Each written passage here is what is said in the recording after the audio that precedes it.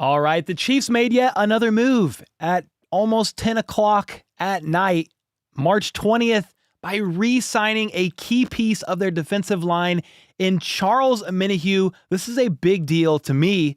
This is a big deal to the defense, the D-line, and what the Chiefs hope to address in the draft. I think this kind of points to, hey, interior help is coming via the draft because it's a very deep defensive tackle class.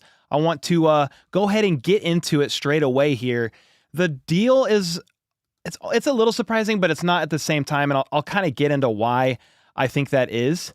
But they're signing Charles Omenihu to a one-year deal worth a maximum of $7 million. What this is a one-year prove-it deal for Charles Omenihu, who we all know. We saw the tweets and stuff before free agency frenzy. Like, he really believes in himself. He was hoping to cash in and get a big payday. But the problem is when you only play 11 games in 2023 because of a suspension, and then you're playing less than half of the games in 2024, at least in the regular season, because you're coming off the ACL, it's just a tough sell. So what he's doing is he's saying, okay, let's run it back. I know the system. I know I can contribute. I know I can compete. I know I can be a difference maker. Let's run it back on a one-year deal. Charles Omenihu is still only 27 years old. So if he balls out this year, one more year further removed from the ACL injury, another full season of proper OTAs, training camp, preseason, all of it. He had none of that, remember, last year because of his ACL recovery. He says, hey, I'm going to ball out this year, and I'm going to cash in next year. That's what Charles Omenihu is saying. Betting on himself. The market probably wasn't where he wanted it to be for himself in free agency. So why not come back to the team where you know you've got Chris Jones? You're going to be drafting people. You've got Dana. You've got George Karlaftis. FAU. We'll see. They're bringing in Tillery. You have some guys in a D-line with Joe Cullen as the D-line coach and Spags dialing up some craziness, and you're going to be able to contribute. One thing that really stood out to me about Charles Omenihu was in 2023, he was third on the team in pressures among all players on the edge. And you're like, okay, well, what's the big deal? He played 11 games. He played 11 games, and he had the third most pressures, 10 behind Dana. 2024, a little bit different story here. Because he's coming off the ACL, he played less than half this season, but he's a guy that's going to come in, he's going to contribute. He is a problem. He can kick inside. He can play outside. This is what I love about this move. You got Tillery as well, who can move around the line. Chris Jones, hey, line up, choose your matchup. Charles Omenihu, everybody else, they're going to assist you, they're going to support you, and they're going to take advantage of the attention that Chris Jones gets. Massive signing for the Chiefs. Great on their salary cap, too. One-year deal worth up to $7 million. It's going to be a cheaper deal with incentives built in. I would assume it's much more than a vet min deal. I think he's worth much more than that. Last time he signed with the Chiefs 2 years ago, 2 years, $16 million.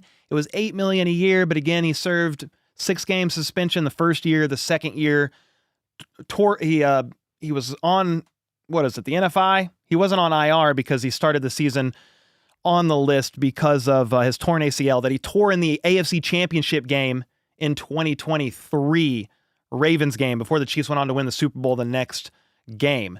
Well, now you're going to get him hungry, pissed off, wanting to prove himself, wanting to get a big payday next year, and he's coming into a system that he already knows he's going to contribute, and that man is going to feast. When I was looking at the Chiefs roster and some of the moves that they made, I'm going to share my screen so you can see. Like a lot of the moves that they made, like Gardner Minshew, QB2, love it. Bailey Zappi, we'll see. They brought Kareem Hunt back. Great signing, in my opinion, for the price, especially $1.5 million. Incentives up to 2.5. You got Elijah Mitchell on a one-year deal. You brought back Marquise Hollywood-Brown, Juju Smith-Schuster. Jalen Moore is the left tackle for a couple of years. You franchise tag Trey Smith. You got defensive tackle Jerry Tillery, formerly of the Vikings, but he played all over the AFC West, Chargers, Raiders. Brought back Nick Bolton, Christian Fulton. Like, I like a lot of these deals, but I am still was sitting there with my fingers crossed saying, please bring back Charles Omenihu. It just makes way too much sense. It's a position of need because if you didn't have Charles Omenihu and you go into the draft, it's like, okay, are they going to get an edge? They've already done that a couple years in the first round. George Karlaftis, FAU. Well, now you don't really need to get one at least this year. You're not forced to do it this year. This doesn't solve some of the longevity problems at the position, even though you've got FAU, you've got Karlaftis, Mike Dana's got a year left. You've got some guys in the room. But this does help you with what I would say heading into the draft right now, still 6-ish weeks away, 5.5 weeks away. That's the weakest position group of the Kansas City Chiefs. Well, now it's just a much harder argument. I would still say the defensive tackle, the interior of the D-line's the weakest, but bringing back Charles Omenihu healthy, that helps the D-line more than we can even begin to comprehend, or just in recent memory. Remember, he wasn't the same coming off of the ACL. I'm not saying this is prime Bosa, but Charles Omenihu is quality, especially when healthy. Think of the forced fumble in the AFC Championship game. He did it again recently when he came back from injury. Forcing fumbles, he's a problem off the edge. He's kind of overlooked, slept on, and because of that, he'll take advantage and make the most of his opportunities. And he just wasn't quite right when he came back from his ACL. He wasn't his full self. I feel like he would tell you that himself. Well, now he's got that full offseason to get completely right and healthy, and he will. And he's going to be an absolute problem, in my opinion, in the 2025 NFL season. Love this, man, because now you've got Chris Jones who can kick outside, Omenihu can kick inside, Tillery can do it, Mike Dana can do it. You're getting flexibility on the D-line, and Spags already loves to dial up pressures, but we really need them to get home with their front four without sending blitz help if possible. When they can't do it, they send blitz, they send pressure, extra men, and Bolton will do it. They'll blitz off the edge. They'll do cornerback blitz, which they did in the AFC Championship game, against the Buffalo Bills. Josh Allen never saw it coming. And now you have Christian Fulton in the secondary to really help fortify the cornerback room as well. Some people are like, why are you running it back with a lot of the same roster? Well, a lot of this same roster got you to the Super Bowl. I understand there needs to be some differences and some changes, but part of the problem with the Chiefs roster in 2024 was literally just health. It was health related. Rashee Rice out for the season. Hollywood Brown missed most of the season. Pacheco broke his ankle, didn't come back looking right. Jalen Watson broke his ankle, was still getting his feet under him when he was playing in the late stretch of the playoffs. Charles Omenihu tore his ACL at the end of the season prior, comes back, was still not looking right. There's just injuries left and right to that room. If I didn't already say Rice, I think I did. There's just several players that weren't right. All these guys coming back, in theory, should be healthy, good to go. You can't bank on that. I get it. So you've got to get as much quality depth as you possibly can. And that's not to mention even Kareem Hunt, another year in the system, and he'll have a full training camp, OTAs, full offseason, really, and then preseason as well to get right. Elijah Mitchell didn't play last year in 2024, and he said in his presser today with the Chiefs media, I'm ready, I'm hungry, I'm ready to go. He's ready to feast. So, yeah, they're running it back with several of the same players. I would say the biggest difference here is the O-line. You have Jalen Moore. You're going to have a higher floor left tackle, blindside protector of Patrick Mahomes. He's ready to get to work too. So, yeah, you're bringing back a lot of pieces, but this is a Super Bowl roster. The problem is you needed a little bit more help in the wide receiver room for Patrick Mahomes. Well, Rice should be back and healthy, maybe suspended for a little bit of the season. I get it, but Hollywood should be back and healthy for the full season. Worthy is going to be here in year 2.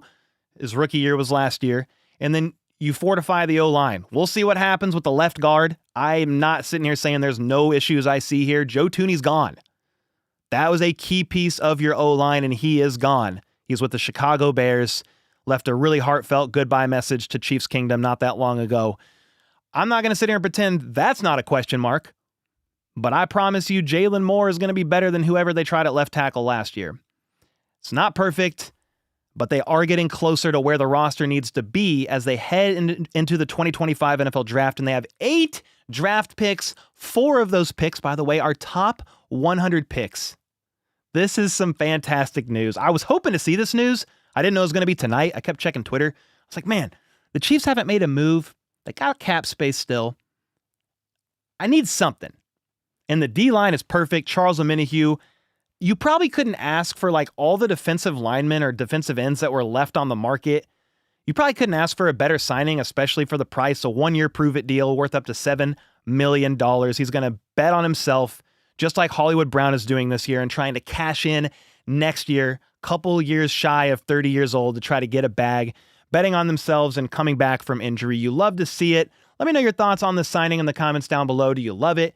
Do you hate it? Let me know where you stand. Ron, Deke, Andrew, thanks so much for the memberships. He said, let's see what he does in 17 games. Exactly. Let's see what Charles Omenihu does healthy in an entire season. Let's see what Hollywood Brown does healthy. Rashee Rice does healthy. Jalen Watson does healthy. That's what we're hoping for this year. The injury luck falls back on the good side of the Kansas City Chiefs.